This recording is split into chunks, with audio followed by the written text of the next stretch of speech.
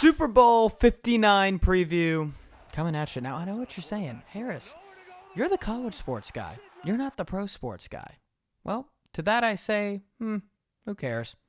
We live in a free country, don't we? I got a lot to say on this game. I'm really itching at the bit to talk about it. This is sort of like a kind of out of the blue thing to do, but we're going to do it. Kansas City, Philadelphia. First off, this is a generational play calling battle. Like, generational. This is the league's best offensive play caller against arguably the league's best defensive play caller. And I'll say this. Andy Reid versus Vic Fangio will decide this game. Whoever wins the play calling battle between those two will win this game. Why? Because style of game really matters here. Let me tell you why. Well, if Andy Reid schemes his receivers open like he has all year, they're gaining 4 yards of separation per route, according to Next Gen Stats. This receiving corps has caught a lot of strays this year, but that's third in the NFL. Kansas City, that is. If they get open like that, Kansas City will probably win this game because Philly is 2-2 when Jalen Hurts has to throw 30-plus times. 2-2. They're 10-0 with him as the full starter when he throws under 30 times. Now, if these Eagles DBs clamp, like they have been all year, 5.5 yards per pass attempt allowed, lowest in the NFL, this will turn into a ground and pound game. A really kind of low-scoring, run-out-the-clock, smash-mouth type game. And let me give you the stats there. Philadelphia, this season, 5.1 yards per carry as a team. Having Saquon definitely helps. Fourth in the NFL. How about Kansas City? They're at 3.9 as a team in yards per carry. That's 31st. 31st in the NFL. And people say, Harris, generational calling game, play calling game, you're really overrating Vic Fangio. And I say, no, I'm not. No, I'm not. Vic Fangio is honestly one of the most underrated coaches in this game. Now, I'm going to go on. This is a Vic Fangio tangent. This is a Vic Fangio appreciation episode, we'll call it. 2022, Fangio becomes a consultant for Philadelphia. 19.8 points allowed per game that year. 7th least in the NFL. Jumped from 23.1, or lowered from 23.1. That was 19th. Fangio leaves. Okay, he goes to Miami. Philly's defense goes up to giving up 26 points per game. 30th least in the NFL. Sirianni realizes, all right, well, I think this guy, we got something with this guy. Goes back, hires him, bam. 18 points per game allowed, least in the entire NFL, in just 1 year. Might I mention, the year before he went to Philadelphia, he was in Denver, the head coach there. Denver allowed 18.9 points per game, the second least in football. 2 top 10 defenses, and 3 years at Denver. And when he leaves, Denver immediately falls out of the top 10. Before that, he was the Bears defensive coordinator when they gave up 17 points per game, least in the NFL. Point is to say is wherever Vic Fangio goes, the defense gets way better. That's an effect that is pretty evident. And I know what I'm saying when I call this a generational play calling battle, because it is. This is something special. These are the two of the best minds in the sport of football in this great league. And Fangio's known, I mean, he runs a lot of different variations that go beyond my expertise of football, but I can at least say Fangio's known for doing that 3-4 defense, kind of zone coverage, bend a little, don't break. Philly's allowed the least plays of 25-plus yards in the NFL. Kansas City, obviously, when you get Patrick Mahomes and Andy Reid, you're known for the explosive. 7th most plays of 25-plus yards in the NFL. Which one of those is going to break? That's going to be a huge, huge question. Will Philly break themselves, or will they just bend a little? That's the question. How about the other side of the ball? 2 of the most underrated coaches in the sport. And I'm going to say this. Mark my words here. As long as Steve Spagnuolo and Jeff Stoutland are not head coaches in the NFL, Philadelphia and Kansas City will continue to compete for Super Bowls. Mark my words. Because that is the truth.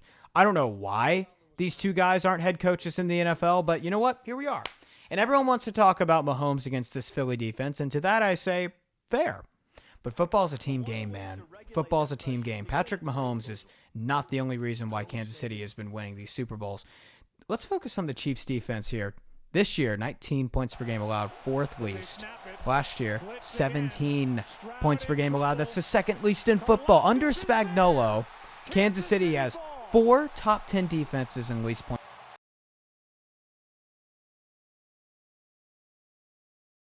but he does it more than Spagnuolo. Here's Jones. There's a sack. Barkley, who went from averaging 3.9 yards per carry last year to 5.8 this year. That's going to be a matchup. Why the big jump for Saquon's production? Why the big jump? 2 words. Jeff Stoutland. Mark this quote, man. As long as Jeff Stoutland is the running game coordinator and the O-line coach for Philadelphia, Nick Sirianni will continue to be known as one of the best coaches in football, and Kellen Moore will get head coaching looks. That's how it is. I don't know why this guy hasn't gotten any OC or even head coaching looks. I don't know if there's something I don't know. Maybe he just doesn't want it, and he's cool here in Philly. And to that I say, yeah, that's fine. Like, there is a reason Nick Sirianni has the 3rd highest win percentage for a head coach in the Super Bowl era. Ever, by the way. Ever. I mean, since Stoutland became the O-line coach for Philly in 2013, the Eagles O-line has produced Jason Kelce, Lane Johnson, Jason Peters. That's probably 3 Hall of Famers right there.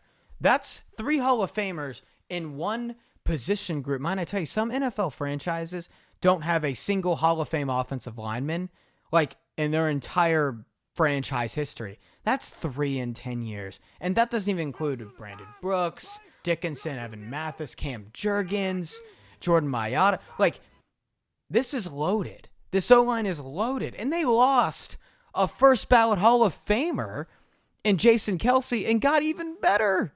How does that even work? Okay, so let's get into the nitty gritty here. Saquon, averaging 5.8 yards per carry. 2.6 of those yards come before contact. That's the highest for a running back in the NFL by a considerable margin. So he's not getting touched on 45% of his yardage. I'm not here to dispute Saquon's greatness. Saquon is great in itself and is a huge factor in this game. I'm just here to help people understand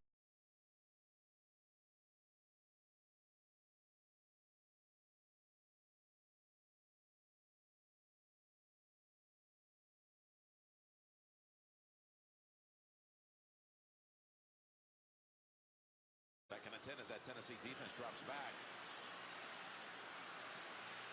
Has long to try to make a diving tip. And Mahomes who tiptoes inside the 10. Still not down. Oh, what a run!